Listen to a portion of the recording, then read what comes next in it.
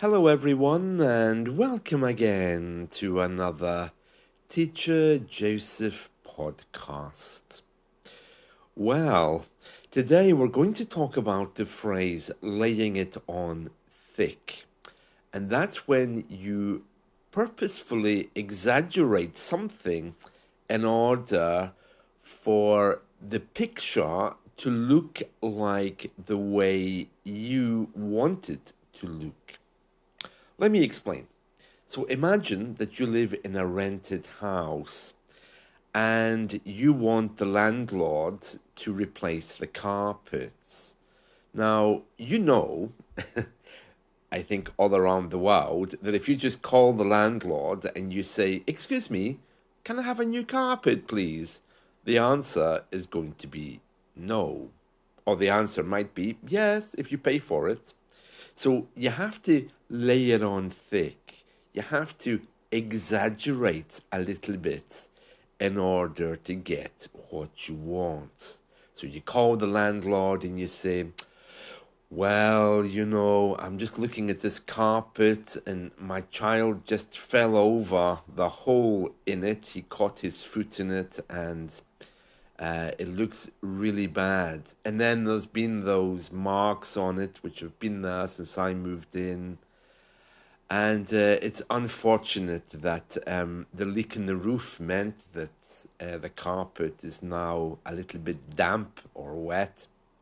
So you have to exaggerate, lay it on thick to get what you want.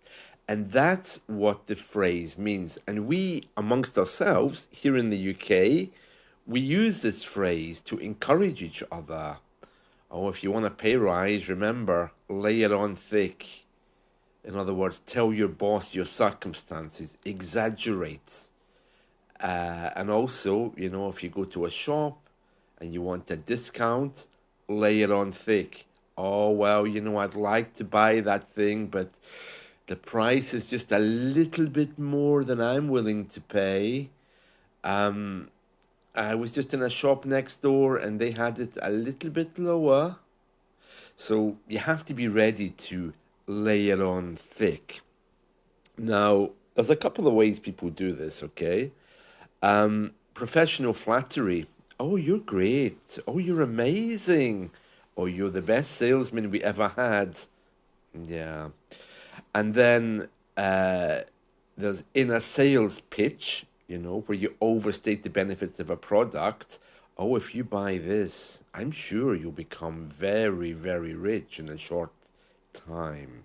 And then there's the one I like. "Oh, you're the best English teacher ever.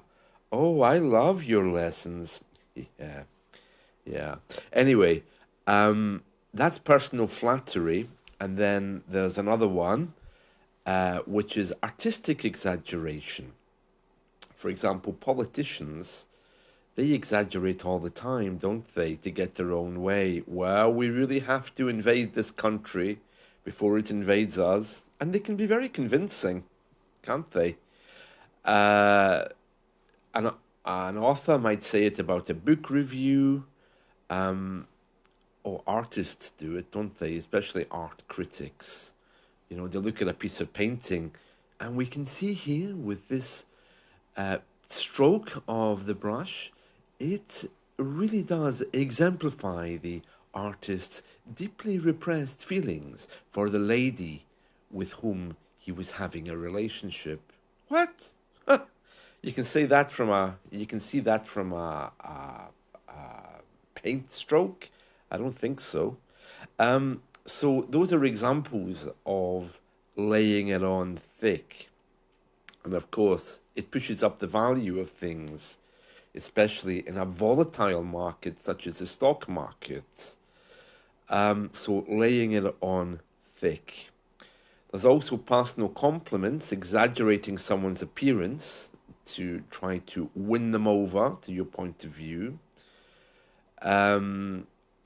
Extravagant descriptions, elevating a simple item by simply exaggerating it more. Overstating the experience or quality of food to enhance its perceived value. Here, if someone does it too much, we might describe them as being insincere. For example, we have a TV presenter here who's always like that. Oh, you're great. Oh, you're fantastic. Oh, you're looking so good.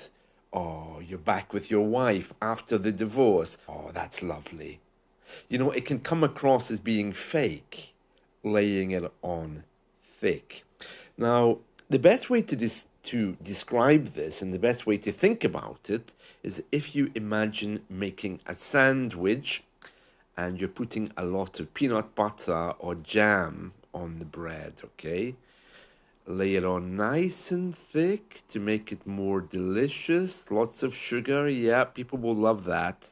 That's the best way to think of this phrase. And that's exactly the way we use it to describe particular moments. So, for example, if I'm calling my landlord, let's say, to get that new carpet, my friend might say, remember, nice and thick, lay it on nice and thick, so that they get the picture of what you're trying to say.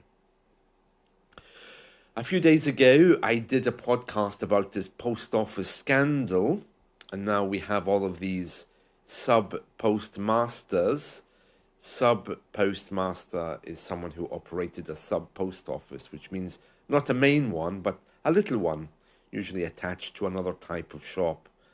And they were wrongfully accused, and some of them went to prison for stealing money before it was discovered that there was a fault in the computer system.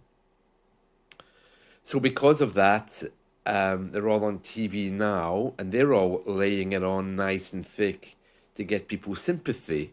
I mean, I don't blame them, of course, because they deserve the sympathy, but everything, you know, can be exaggerated a little bit so that you can see things from a particular point of view. So laying it on nice and thick. So it's all about exaggeration in order to get what you want, you know.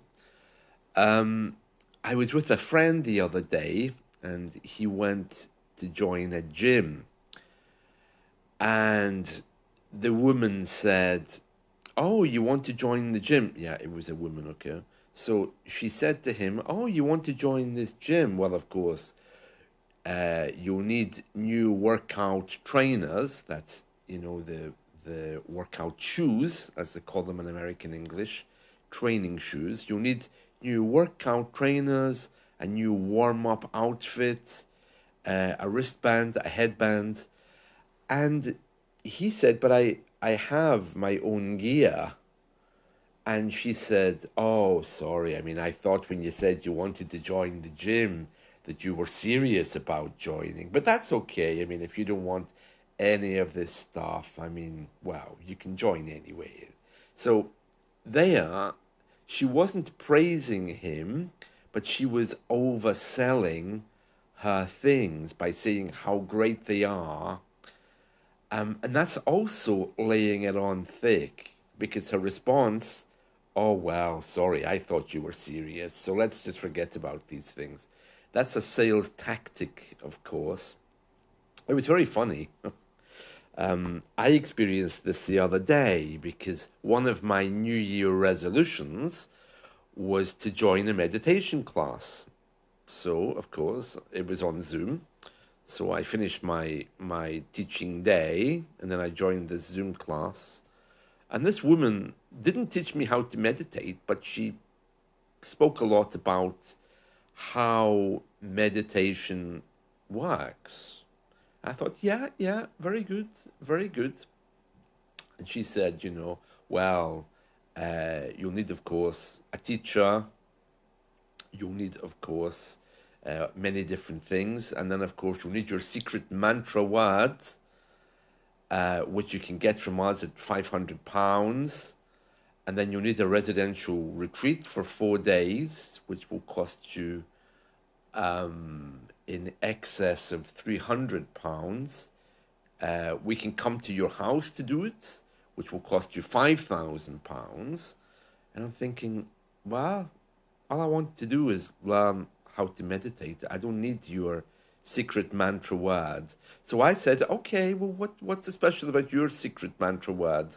And she said, oh, well, of course, only our meditation system is proven to work and to change anything. I said, okay, well, can you give me an example of the secret mantra word? What kind of mantra word is it? I mean, where do they come from?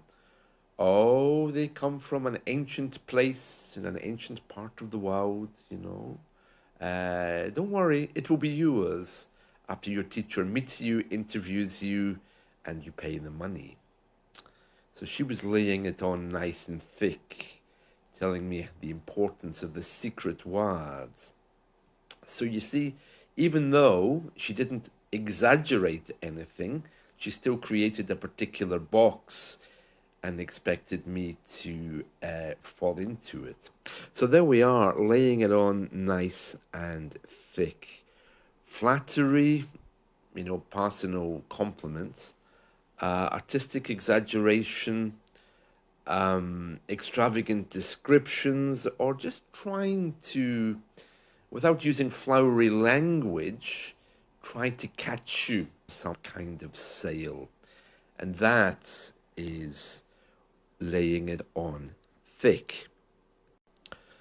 We'll go through some examples. I mean, I had a message on the system the other day.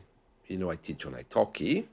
So basically, it was lesson time, and I received a message, and the woman said, oh, sorry, I can't come to our lesson today. This morning, I fell over the dog, I fell down the stairs, I broke my arm, and was taken to hospital.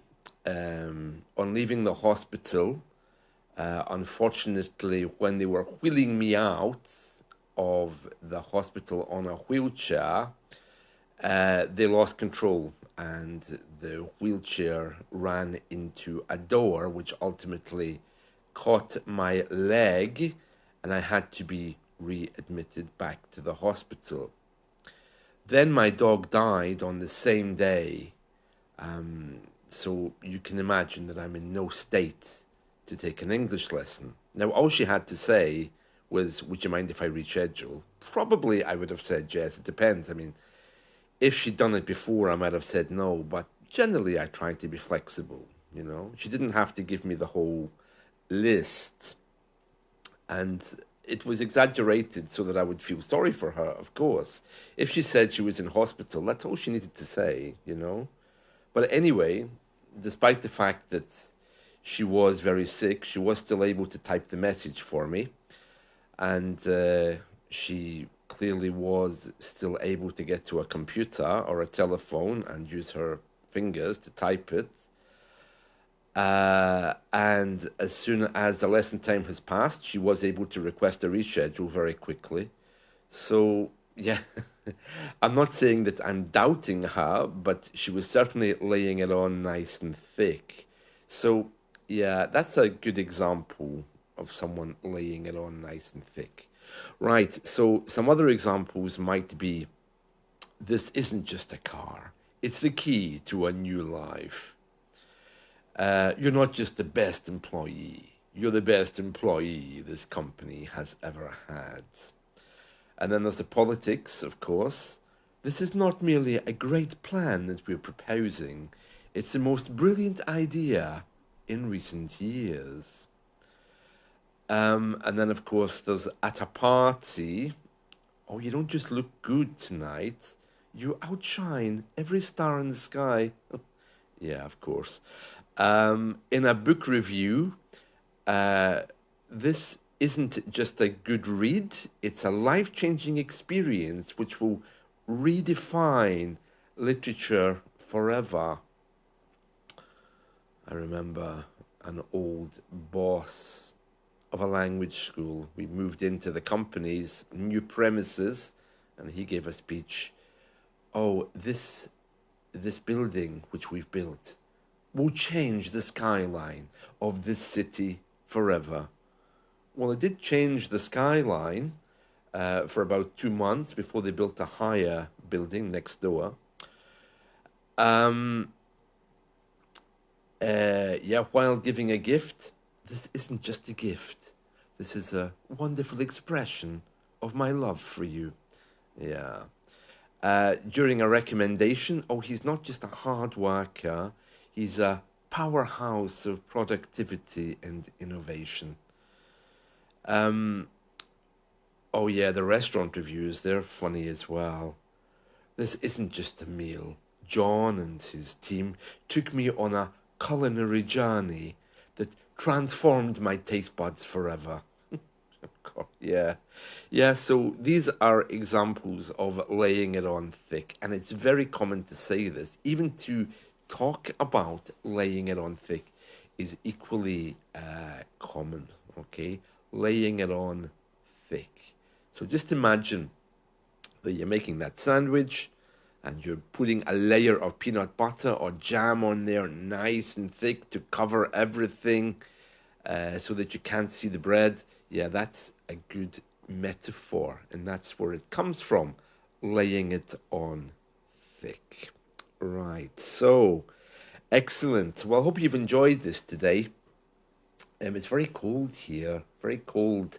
I'm supposed to be going out later, but it really is freezing, so I'll need to look at the temperature and see where I end up. Whatever you're doing today, I hope you have a lovely day, and I'll catch you all again soon. See you. Bye.